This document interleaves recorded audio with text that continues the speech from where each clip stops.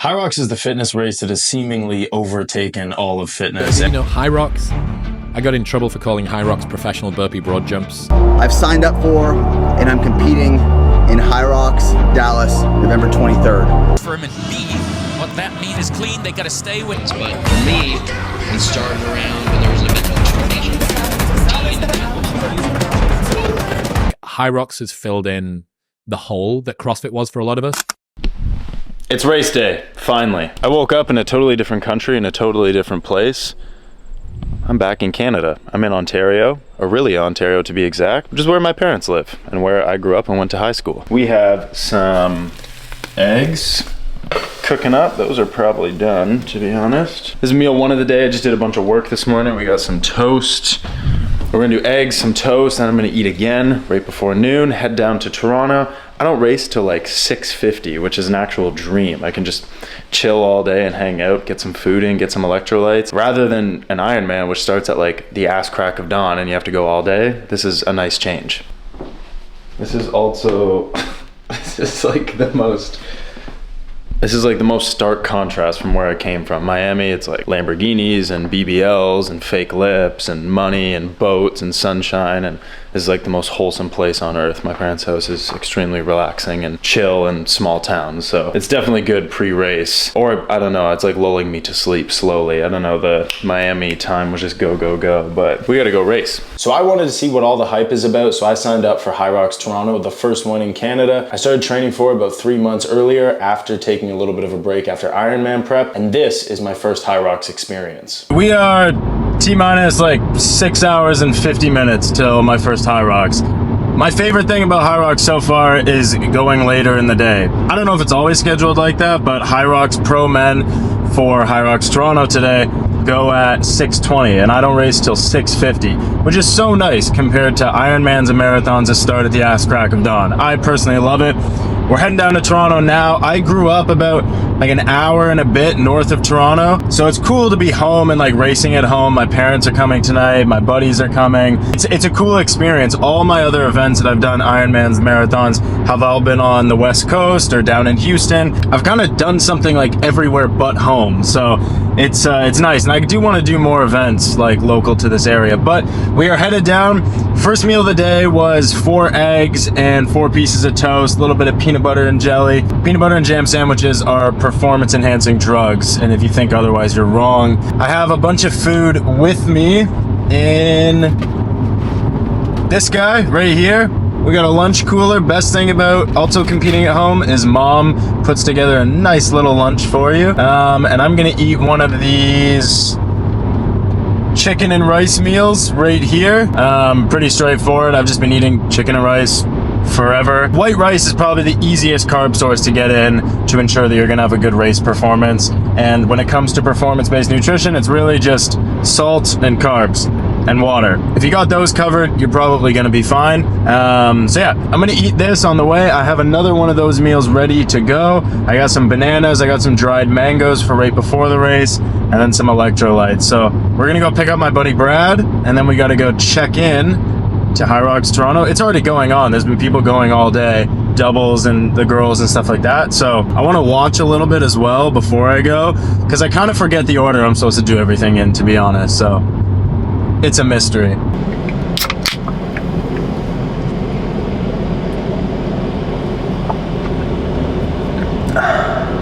Oh, that's good. These things are annoying, to be honest. Like, this doesn't, it's not feels like I have a life jacket on. It's not comfortable. It looks cool, but look at this guy. This guy's pumped. Absolutely pumped. That's gonna be me later. After running the first kilometer in 2.5 minutes and then taking 14 hours to do the rest of Hyrox, that's gonna be me at the end. Like Rocky when he's like on the ropes, Adrian! That's gonna be me, but like in the form of that dog. The question is, can I rip through 6 gears and not have this camera fall in my lap? Okay, 3 gears, that's third. Editor Scott, hit the music. Heading into this race, I wasn't as nervous as I have been for a lot of the bigger things that I've done, because it wasn't gonna take an entire day and it didn't destroy my life for 8 months of prep, because it was something that I could actually fit into my daily life without feeling like I was burdened by hours and hours of training all the time.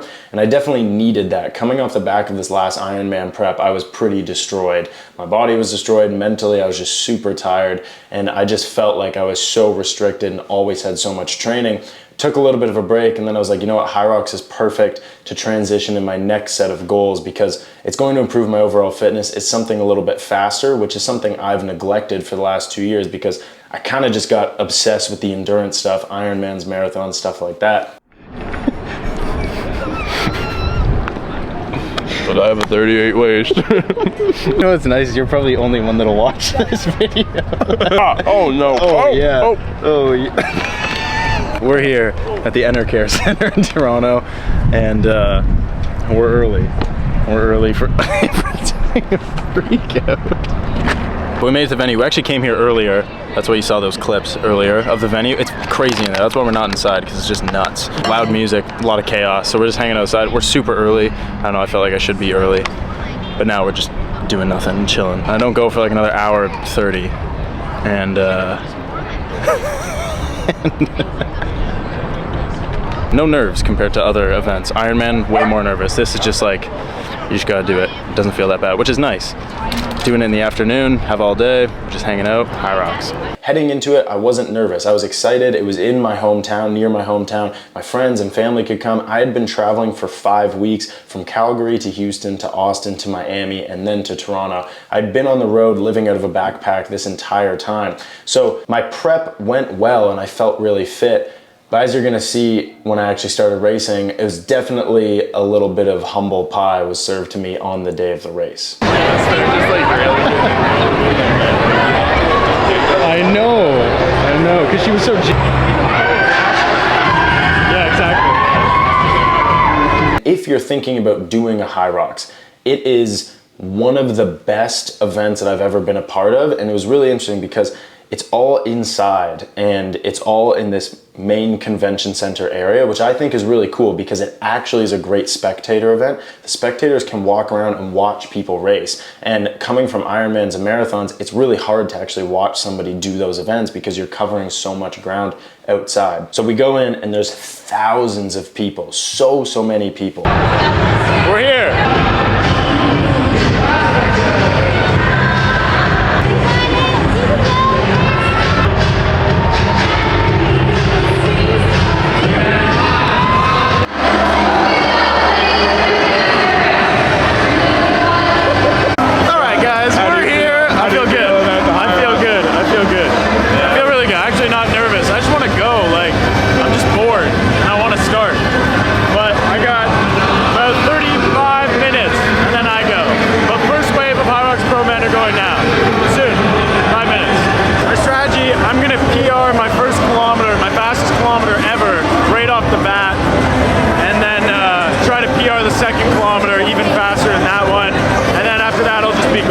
Should be fine, I think.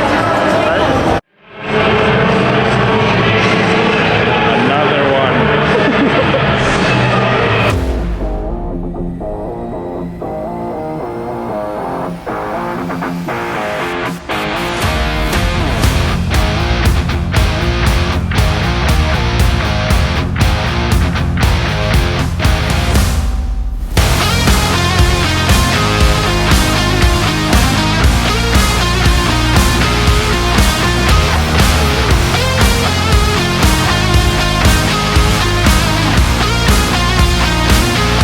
Going into the race, I start warming up. I'm in the Hyrox Pro Men's division, and I know that there's gonna be dudes way fitter than me there that are training specifically for Hyrox, and they're really good at that high threshold speed stuff. I am not. I come from a background of only 2-year background of just doing long, slow stuff. That's more my speed for sure. But I definitely gotten faster and I was feeling good. My goal was 1:15. I wanted to go anything below 1:15 I'd be really proud of. That didn't happen. And the start of a Hyrox is intense. You are in the start gate with all the other guys in your heat, and there's I think like a 7 or 8 minute countdown with this like booming cinematic voice that's just like intense, very, very intense, like just like 5, 4, 3. It felt like 7 minutes of a countdown and like this super motivational speech. It was sick, but it was also like, felt like cattle in a gate ready to just be like released. It was nuts, but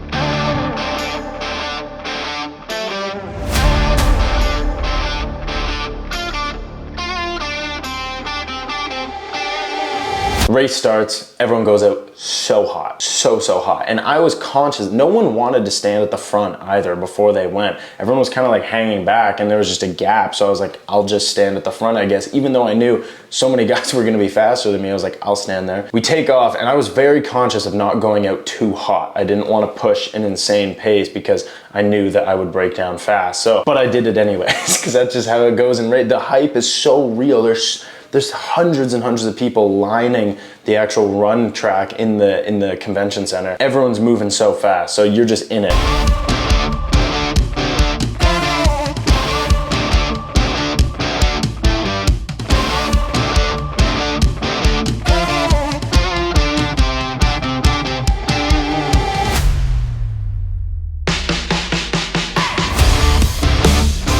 I cruised through the ski erg, it felt really good. My skiing had come a really long way and I felt good about that. I was holding about a 150 to 152 pace per 500 meters, and for 1,000 meters, I was cool with that. I was like, this is good. Starting to feel it already, so I'm like a little nervous about that. I'm like, okay, heart rate's high, I gotta control this. So I slow that lap down a little bit just to kind of regain myself, and I know that's not gonna get easier, so I gotta make sure I don't overdo it early. Come into the sled push.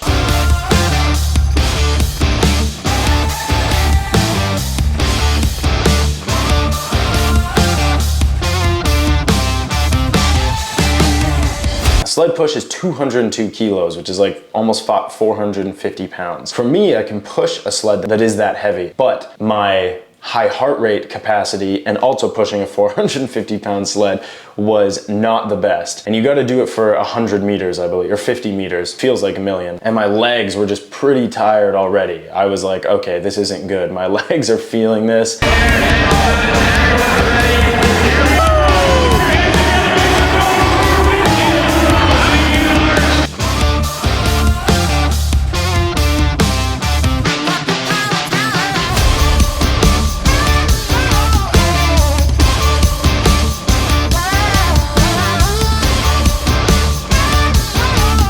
Run a kilometer and then sled pull, and this is what really broke me down early on. The sled pull is 360 pounds, I believe, and that crushed me. It just felt like it was moving like a centimeter at a time. It was just so bad. Like you're just trying to pull this rope and there's so much slack in the rope. The turf is so long. Oh, it was crushing.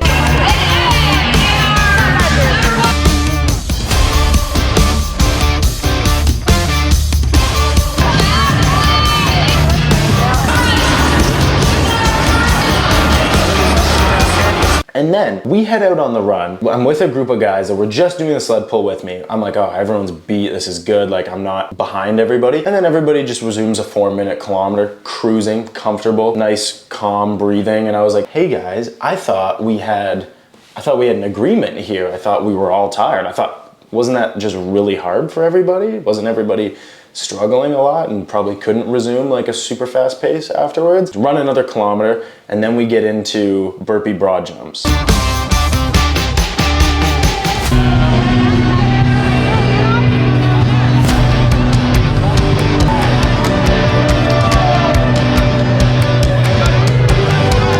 Burpee broad jumps, whoever invented them, I think we as a society, it's our responsibility to arrest that person and maybe put them just in a box and just really assess their mental state, because I don't really know who came up with that, but they cannot be good people. It's just, there's those two things don't go together, like a nice guy and burpee broad jumps. I don't really think that's fair.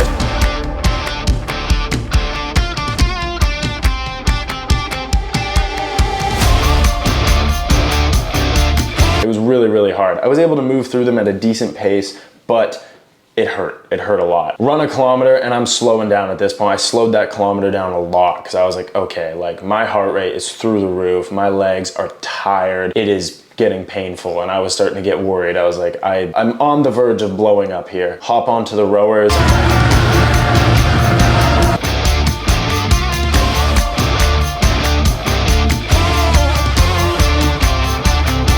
The rower felt like a decent recovery, just heart rate wise and breathing wise, because you could just kind of cruise. And my rowing, I was really happy with. I was holding like a 145 per 500 meter for most of the row, and then it kind of dipped into like a 151, 152. But for me, that's good. Like I'm not someone who can hold like a 130, 135, at least not yet. The downside is when you're rowing, you're kind of doing like a sissy squat the entire time and you need to use your legs. So my legs definitely didn't get a break and they were just filled with blood. It was like two concrete pillars trying to chug my way down the next kilometer.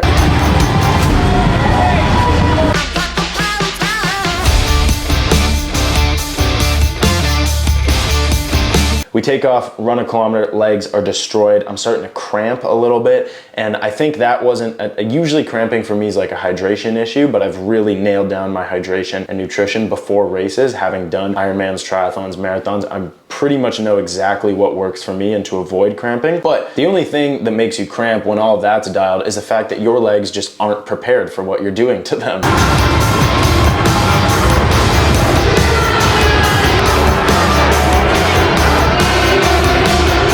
We finished the kilometer and this was the best part of the race, the farmer's carry. So for the pro division, you're carrying 32 kilo kettlebells in each hand for 100 meters. And that was pretty easy. I didn't drop the kettlebells once. I just cruised through it. It really wasn't that bad. My grip strength didn't feel compromised. Although my biceps and grip was sore from the sled pull, it didn't feel terrible.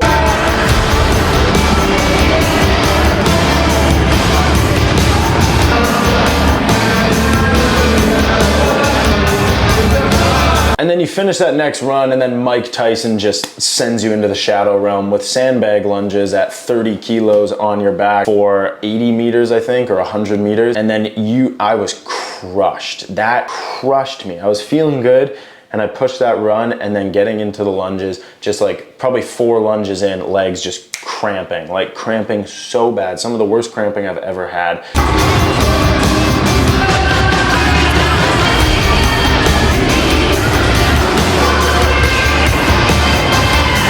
If I locked my knees out, if I stood up between lunges, full cramps on both quads. They would just fully lock up. I'm lunging and I have to keep lunging. I can't take a break in between because if I stand up, I just cramp so bad. So I was like, I just had to keep lunging. But while you're lunging, you feel like you're going to cramp. And that was one of the deepest pain cave moments I've had in a long, long time. And although it was short-lived, it was like high on the Richter scale of pain. And then you run a kilometer and that was the slowest, it had to have been the slowest kilometer. I was just shuffling because my quads just wouldn't let go. They were just locking. You're so close to the finish and then it's just a nice, easy 100 wall balls at 20 pounds.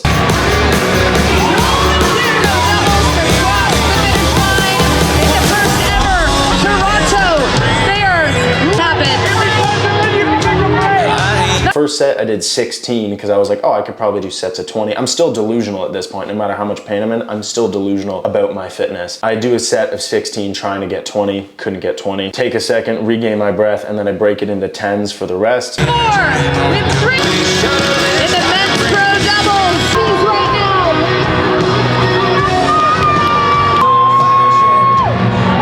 Evan and Gary hot on their tails. Gary heading to the win.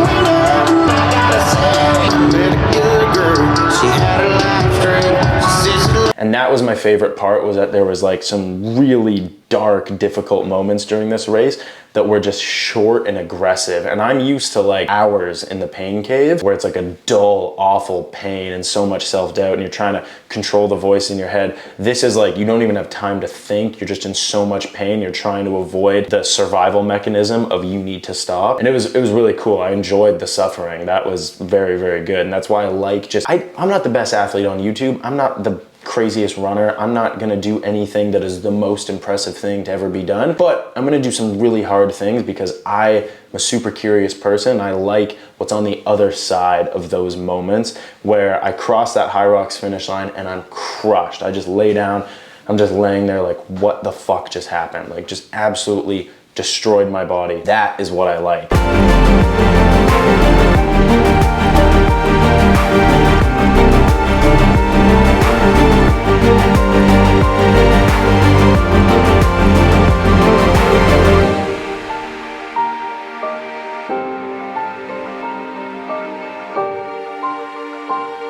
Like the aftermath of that, just being like, wow, I found a new gear, or I found some things out about myself. I'm not as fit as I thought I was.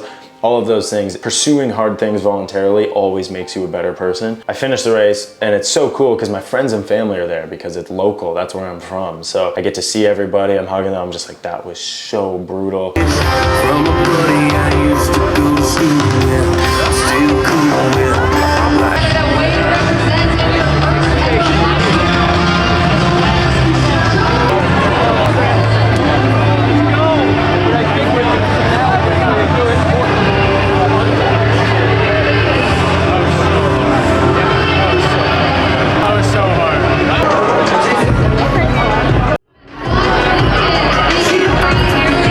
And that was Hyrox. So I wanted to go sub 115. I didn't do that. I got 1 hour and 25 minutes. So it was 10 minutes slower than I wanted. It was significantly more excruciating than I expected, but I learned so much in the process. One caveat was traveling for 5 weeks right before wasn't per se ideal. I was training a lot, probably more than I usually would, and I was running a ton. I was doing run clubs down in Miami. I was going out for runs pretty much every day throughout the entire trip, and I was getting more than enough weekly volume in for running. In hindsight, I need to be much more locked in for a Hyrox prep where I have consistent months with all of those modalities and built-in progression. And some of that seems obvious now in hindsight, but I was trying to balance a little bit of like, I'm gonna be traveling regardless, and I still am gonna do Hyrox. So finding a good in between. And I was still really happy with how prep went, given all the circumstances. And I trained really hard, and I got significantly fitter during that time. And I think I maximized the amount of fitness I could get out of that prep while traveling and given the duration and all of that. I think I'm not disappointed with the prep at all. I'll just change some of the actual programming to be much more specific for Hyrox. So lessons learned, I really, really enjoyed it. I think if you're thinking about doing a Hyrox, I highly recommend it. I think you'll love it. I think the environment's really cool. And what Hyrox does really well is they don't just market to elite athletes that are gonna race in the pro division at the heaviest weights. They also market to doubles and relay teams. And you could just go with 3 of your friends and just do a relay and just have fun and do something really hard and be super sweaty after, and then go have some beers and some nachos. And it's a really cool environment, and it's a very like social feeling environment. Already planning for my next one, but first we have another goal that I'm actually starting today while I film this, but you're gonna have to wait and see that in the next video. I appreciate you watching. Stay in the work, and I'll see you in the next one.